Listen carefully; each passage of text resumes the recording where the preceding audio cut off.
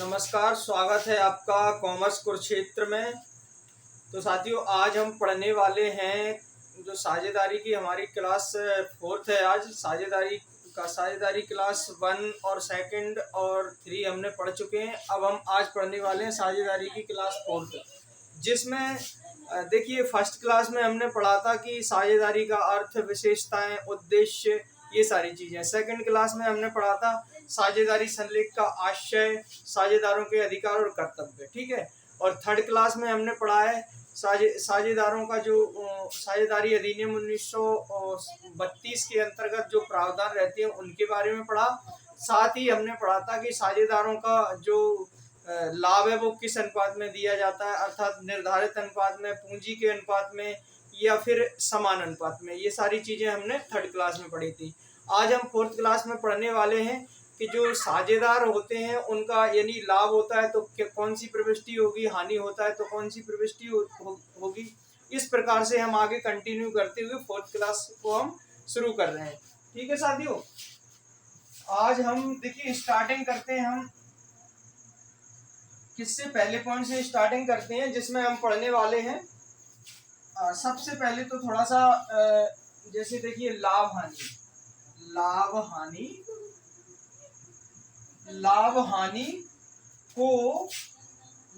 हानि को साझेदारों में, देखिए जो हम व्यवसाय करेंगे उसमें जो लाभ हानि होगी वो साझेदारों में बांटने के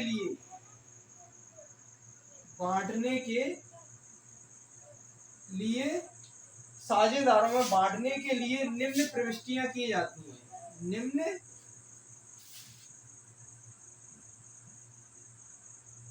निम्न प्रविष्टियां की जाती हैं। अच्छा ठीक है, निम्न प्रविष्टियां की जाती हैं मतलब ये है कि जब साझेदारी व्यवसाय चल रहा है, ठीक है, साझेदारी व्यवसाय चल रहा है और जब वर्ष के अंत में जो भी साझेदार हैं, 2 हो या 3 हो या 4 हो, उन्होंने वर्ष के अंत में अपने बिजनेस में लाभ हासिल किया है या हानि हासिल की है, ठीक है। यदि लाभ हासिल किया है तो यदि साझेदारों ने लाभ प्राप्त किया है तो लाभ प्राप्त होने की दृष्टि में कौन कौन सी प्रविष्टियां होंगी, और यदि हानि हुई है तो हानि की दृष्टि से कौन कौन सी प्रविष्टियां होंगी, ये चीज हम पढ़ने वाले हैं। नंबर 1 है हमारा इसमें, नंबर 1 क्या है कि यदि लाभ होता है तो लाभ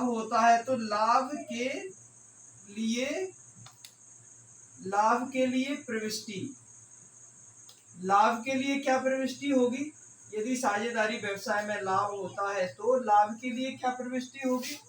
देखिए लाभ के लिए प्रविष्टि होगी profit and loss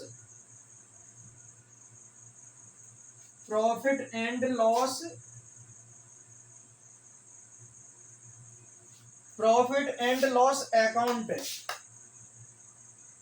profit and loss account क्या होगा, डेबिट होगा यहाँ पर, ठीक है।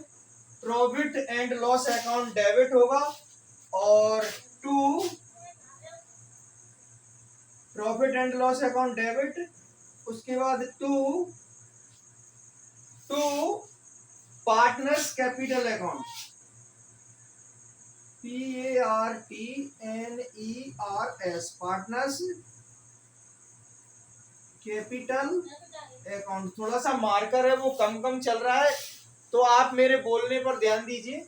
जैसे देखिए लाभ के लिए क्या प्रविष्टि होगी, profit and loss account debit, to partners capital account क्या जाएगा, क्रेडिट, ठीक है। पार्टनर्स कैपिटल अकाउंट क्या जाएगा, क्रेडिट, ठीक है। Partners capital account credit and to CURRENT, current लिखा हुआ है, CURRENT, करंट अकाउंट क्या जाएगा, क्रेडिट, ठीक है। Partners capital account debit, profit and loss account debit, to partners capital account credit, to current account credit, ठीक है। अब छोटा सा इसमें नीचे लिखा जाता है wing, VING wing profit, wing profit PROFIT profit, wing profit distributed, wing profit DISTBU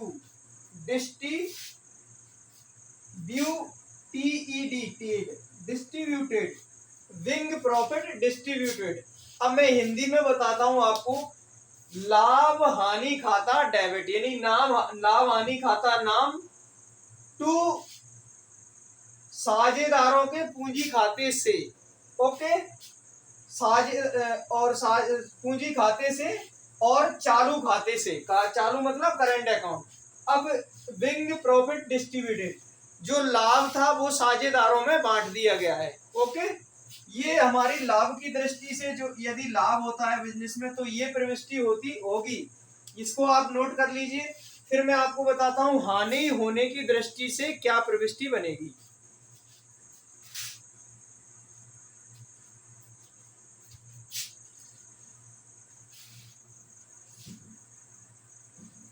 ये लाभ के लिए हो गया, ठीक है।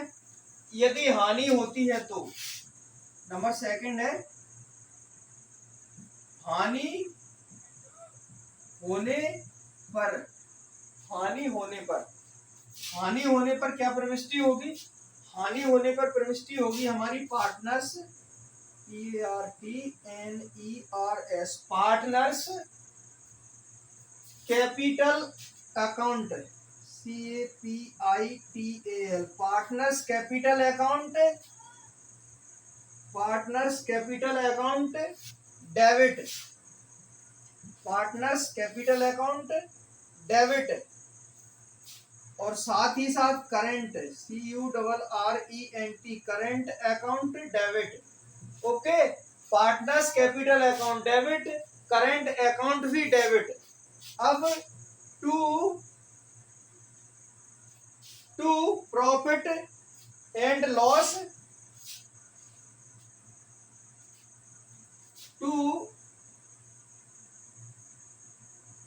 PROFIT profit and loss, profit and loss appropriation account, profit and loss APPRO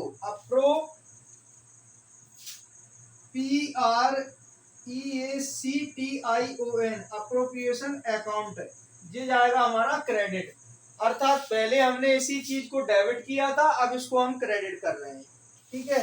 अब नीचे हो जाएगा हमारा यहाँ पे wing, wing loss, wing loss distributed, DISBU नहीं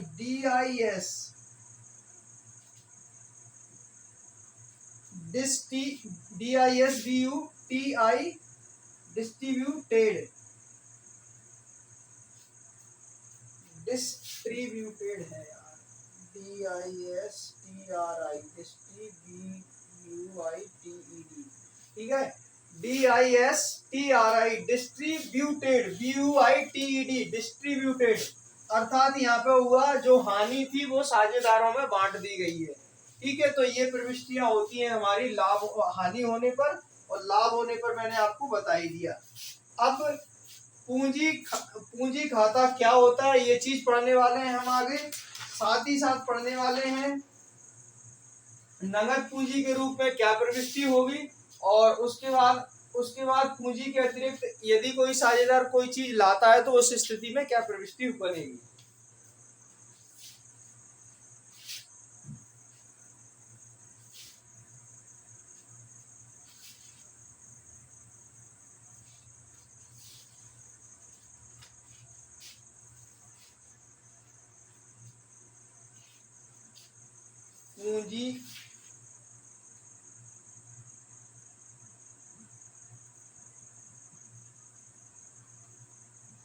पूंजी खाता, पूंजी खाता अर्थात कैपिटल अकाउंट,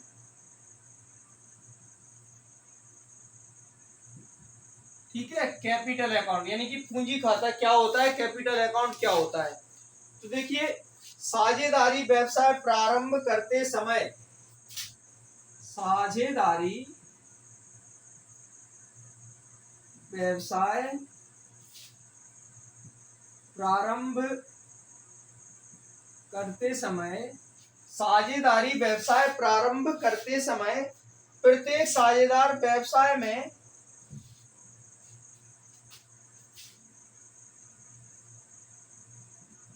प्रत्येक साझेदार व्यवसाय में, साझेदारी व्यवसाय प्रारंभ करते समय प्रत्येक साझेदार व्यवसाय में क्या करता है, अपने हिस्से की पूंजी लगाता है। ठीक है, साझेदारी व्यवसाय प्रारंभ करते समय प्रत्येक साझेदार व्यवसाय में अपने हिस्से की पूंजी लगाता है।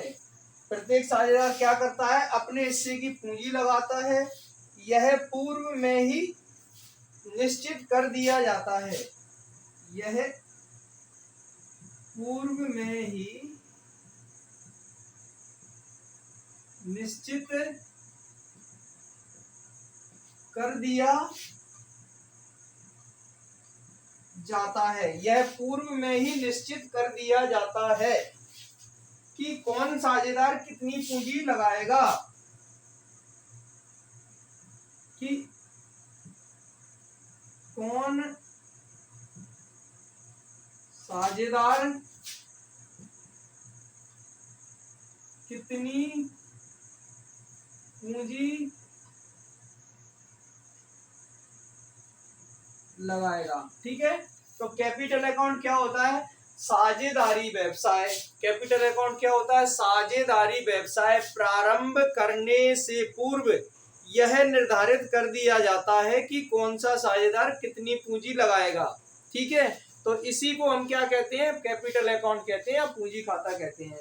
अब इसमें क्या होता है कि देखिए, जैसे पहले ही निर्धारित हो गया, मान लीजिए साझेदार ए बी सी तीन है, तीनों के लिए पहले ही निर्धारित कर दिया कि ये साझेदार लगाएगा 50,000, बी साझेदार लगाएगा 1,00,000, सी साझेदार लगाएगा 1,50,000। तो पहले से ही निर्धारित हो गया इस चीज का, तो कोई टेंशन वाली बात है नहीं। ठीक है, तो हमने इसकी परिभाषा लिखी है, साझेदारी व्यवसाय प्रारंभ करते समय प्रत्येक साझेदार व्यवसाय में अपने हिस्से की क्या लगाता है, पूंजी लगाता है, और यह पूर्व में ही निश्चित कर दिया जाता है कि कौन सा साझेदार कितनी पूंजी लगाएगा। इसी प्रक्रिया को क्या कहते हैं, साझेदारों का पूंजी खाता कहते हैं। अब इसमें बहुत सारी और भी आगे प्रक्रियाएं होती हैं, फिलहाल डेफिनेशन के लिए इतना काफी है। ओके,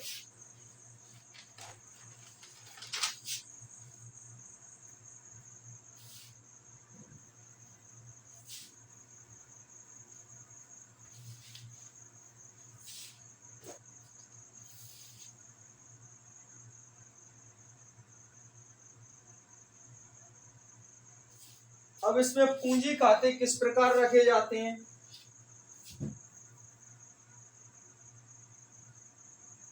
साझेदारों के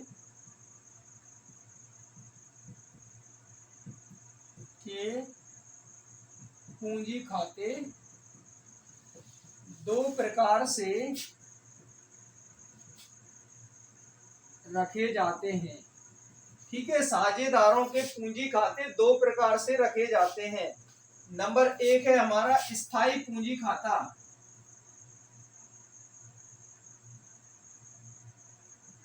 स्थायी पूंजी खाता। नंबर दूसरा है यहाँ पर, नंबर एक स्थायी पूंजी खाता,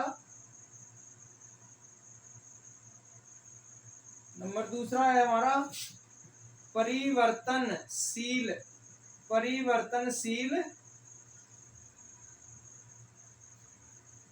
पूंजी खाता। ठीक है, साझेदारों के पूंजी खाते दो प्रकार से रखे जाते हैं। नंबर एक हमारा स्थायी पूंजी खाता, नंबर दूसरा परिवर्तनशील पूंजी खाता। अब इसकी जो डेफिनेशन है वो समझ लेते हैं। जो स्थायी पूंजी खाता है, स्थायी पूंजी खाते में होता क्या है, जब स्थायी पूंजी खाते, जो स्थायी पूंजी खाता है साझेदारों का, उसमें क्या होता है, साझेदारों की जो पूंजी होती है वो स्थायी रहती है। अर्थात इस विधि के अनुसार साझेदारों की पूंजी हमेशा स्थिर रहती है, इसमें किसी भी प्रकार का कोई भी परिवर्तन नहीं होता है। ठीक है, ये हमारी डेफिनेशन हो गई स्थायी पूंजी खाते की, इसमें किसी भी प्रकार का कोई परिवर्तन नहीं होता है। और दूसरी ओर हमारा जो परिवर्तनशील पूंजी खाता है, इसमें क्या होता है कि साझेदारों की पूंजी इसमें परिवर्तित होती रहती है। अर्थात मान लीजिए पहले साल कुछ और थी, अगले साल कुछ और हो जाएगी। तो ये परिवर्तनशील पूंजी खाते में जो साझेदारों की पूंजी होती है वो परिवर्तित होती रहती है, और स्थायी पूंजी खाते में साझेदारों की पूंजी स्थिर रहती है। ठीक है,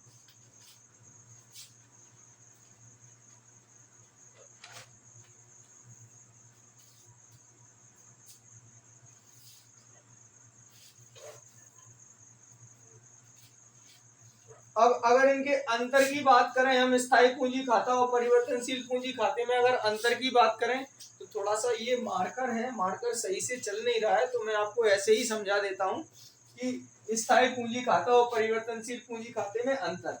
तो देखिए क्या होता है, स्थायी पूंजी खाते में साझेदारों की पूंजी हमेशा स्थिर रहती है। नंबर एक, स्थायी पूंजी खाते में साझेदारों की जो पूंजी रहती है वो स्थिर रहती है, और परिवर्तनशील पूंजी खाते में साझेदारों की पूंजी में परिवर्तन होता रहता है। नंबर एक तो ये हो गया। नंबर दूसरा है हमारा इसमें लेखे की मदद। अब स्थायी पूंजी खाते में सिर्फ साझेदारों की पूंजी का ही लेखा किया जाता है, जबकि परिवर्तनशील पूंजी खाते में साझेदारों की पूंजी के अलावा भी अन्य मदों का लेखा किया जा सकता है। ठीक है, और नंबर तीन है इसका, नंबर तीन है पूंजी की स्थिरता। अब मैंने बता दिया पूंजी की स्थिरता। अब स्थायी पूंजी खाते में साझेदारों की पूंजी स्थिर रहती है, और परिवर्तनशील पूंजी खाते में साझेदारों की पूंजी में परिवर्तन होता रहता है। नंबर चार है इसमें हमारा चालू खाता। इस प्रणाली में पूंजी खाते रखने पर चालू खाता अलग से। अब देखिए क्या होता है, स्थायी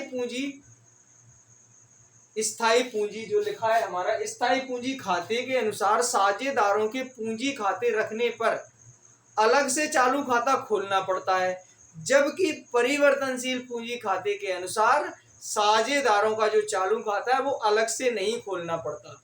इतना डिफरेंस है दोनों में। तो ये मैंने आपको बता दिया कि साझेदारों के पूंजी खाते दो प्रकार से होते हैं, स्थायी पूंजी खाता और परिवर्तनशील पूंजी खाता। साथ ही दोनों का मैंने आपको डेफिनेशन भी बता दी है और दोनों का अंतर भी बता दिया है। आप चाहो तो नोट कर लेना। और आगे हम क्या पढ़ने वाले हैं इसमें, आगे देखिए फिलहाल ये वाली क्लास यहीं खत्म होती है। साझेदारी जो फर्स्ट थी हमारी, साझेदारी का पहला अध्याय था, वो यहाँ पे खत्म हो चुका है। अब हम साझेदारी का दूसरा अध्याय पढ़ेंगे कल से। ठीक है, कल से साझेदारी का दूसरा अध्याय पढ़ेंगे, जिसमें हम पढ़ेंगे साझेदारों के प्रवेश के बारे में। यानी जैसे साझेदारों का, जैसे मान लीजिए 4 साझेदार हैं और 4 साझेदार लगातार 2 या 3 साल व्यापार करते हैं, उसके बाद उन्हें किसी नए साझेदार की जरूरत पड़ती है, तो वो नया साझेदार किस स्थिति में या किन नियमों के अनुसार साझेदारी में प्रवेश कर सकता है, इसके बारे में हम पढ़ेंगे नेक्स्ट क्लास में, अध्याय 2 में। आज हमारा जो अध्याय 1 था उसकी 4 क्लासें कंप्लीट हो चुकी हैं, और वो चारों क्लासें मैंने आपको बहुत अच्छी तरीके से बता दी हैं। साथ ही देखिए आपको ना कंटिन्यू प्रैक्टिस करनी है, तभी आपको ये समझ में आएगा। अगर आप 2 या 3 बार प्रैक्टिस कर लेते हैं या 2 या 3 बार वीडियो देख लेते हैं, तो आपको ये जो मैंने पढ़ाया वो ऑटोमेटिकली याद हो जाएगा, क्योंकि इतना टफ नहीं है कॉमर्स सब्जेक्ट, बहुत ही सरल और बहुत ही इजी सब्जेक्ट है। ठीक है, तो क्लास जो 12th का हमारा साझेदारी का अध्याय था वो पूरा हो चुका है। अब साझेदारी का सेकंड अध्याय हम पढ़ेंगे कल से। और अगर आप चैनल पर नए हैं तो चैनल को सब्सक्राइब आप जरूर कर लेना, क्योंकि इस चैनल के माध्यम से, जो कॉमर्स कुरुक्षेत्र हमारा चैनल है, इस चैनल के माध्यम से मैं आपको फ्री ऑफ कॉस्ट पूरे साल कक्षा 12th की तैयारी कराऊंगा। और अगर कक्षा 11th में आप पढ़ते हैं तो कक्षा 11th की भी अकाउंट की तैयारी पूर्ण रूप से कराऊंगा मैं। तो इस चैनल को सब्सक्राइब आप कर लेना, साथ ही वीडियो को शेयर कर देना, क्योंकि और भी बच्चे इससे जुड़ सकते हैं। ठीक है, आज की क्लास में सिर्फ इतना ही।